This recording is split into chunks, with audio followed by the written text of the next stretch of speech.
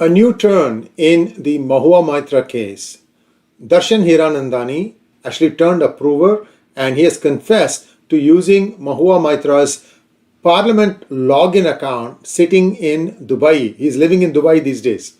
And that would be a dead giveaway as to people will ask how come somebody was given access. First of all, the first mistake is that somebody was given access to what is a very restricted account. Second of all, it is that this has been done from outside of India. How did that even happen? So a lot of other things that are happening, but at the same time, what is this crux of this problem? The crux of the issue here is that Darshan Hiranandani says that Mahua Moitra wanted to become popular quick, and she felt that by taking aim at Narendra Modi that her political star will rise fast. Well, she is right now gone. We have to see when this axe is going to fall on her political career. It is believed that she will be expelled from the Parliament, and perhaps there will be a limit on how many years she has to wait before she can recontest elections. But then in Indian politics, anything can happen. So we don't know. But the interesting thing here is, I would be curious to know whether Darshan Hiranandani got that data center bid or not. Because in exchange for turning approver, was there a quid pro quo? Well, we will leave that to the future. We'll find out what happens. Well, here is what he's saying in his letter of confession. I shouldn't say letter of confession, but his letter of affidavit, his affidavit to the authorities. He says that Miss Mahua Moitra was very ambitious and wanted to quickly make a name for herself. Therefore, she started aiming at Narendra Modi, but then she found that this man was very difficult to tarnish, and he said that he enjoyed an impeccable reputation and was not giving any opportunity to anyone to attack him in policy, governance, or personal conduct.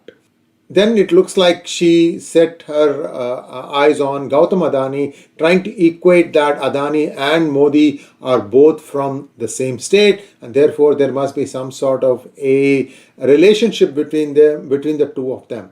Now, this has been something that you will see from many other businessmen also. They were not very happy. They were irked by the success that the Adani group was enjoying in bagging so many contracts. We have talked to you about some of the dubious deals there also. We are not going to talk about that for today. Well, what happened was Mahua Moitra knew that Indian Oil Corporation had a long-term offtake agreement with Dharma LNG, a joint venture company of the Adani Group, and not with my companies, my meaning Darshan Hiranandani. Yeah, I'm continuing the letter. This is all the letter. I'm just quoting from the letter. So, based on this information, Mrs. Moitra drafted a few questions that would have elements to embarrass the government by targeting the Adani Group. The question that she could raise in Parliament. She shared with me her email ID as Member of Parliament so that I could send her information and she could raise the questions in the Parliament. And I went along with her proposal. Fair enough. Somebody wants you to give them some information, you do it. I mean, as a competitor, you might have more dirt on Adani than somebody else. Fair enough. She was delighted at the response she received from the first set of questions that I had sent her relating to the Adani Group. She told me that she was particularly happy with the response and support she got from the opposition members and certain sections of the media. She therefore requested me to keep supporting her in her attacks on the Adani Group and provided me her Parliament login and password so that I could post the questions directly on her behalf when required. So it looks like what it was like the questions would already be posed in her name, and just before the questions are going to be taken up in the Parliament, she would probably come with a printed sheet of questions and read them out. And this means that there would be, since she would have not done the research, there would be no follow-up questions, no anything else. I mean, you can see that these are all, paid for questions. That's all I can say. Now, he goes on to allege that she was getting help from other people such as Sucheta Dalal, Shardul Shroff, and Pallavi Shroff, who were also in touch with her and who were feeding her with all kinds of unverified information relating to Sri Gautam Adani and his companies. Now, this is just what is in his letter.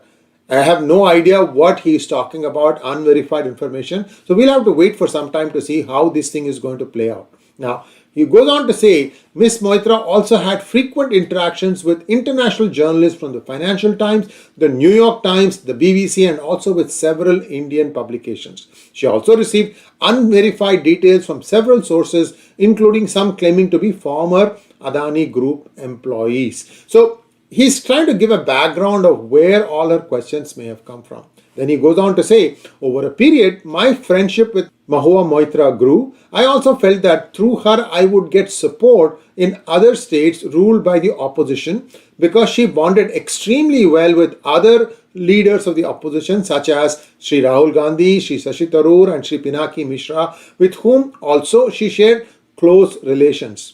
Importantly, she made frequent demands of me and kept asking me for various favors which I had to fulfill in order to remain in close proximity with her and get her support.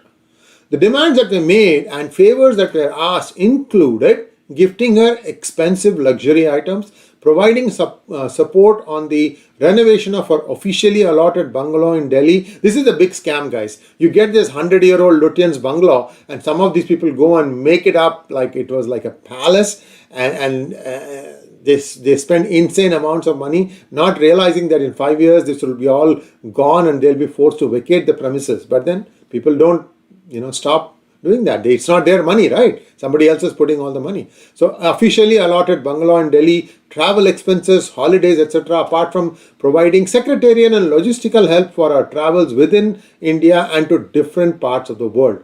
I could ill afford to displease her. Many a time I felt that she was taking undue advantage of me and pressurizing me to do things I didn't want to, but I had no choice because of the aforementioned reasons. Essentially, he is throwing her under the bus. At the same time, he is saying that I had no choice. Since this matter involves me directly and has snowballed into a political controversy with the Parliamentary Privileges Committee and the judiciary also now seized of the matter, I consider it incumbent upon me to state the fact in the public interest through this sworn affidavit. Darshan Hiranandani. What's going to happen, you think?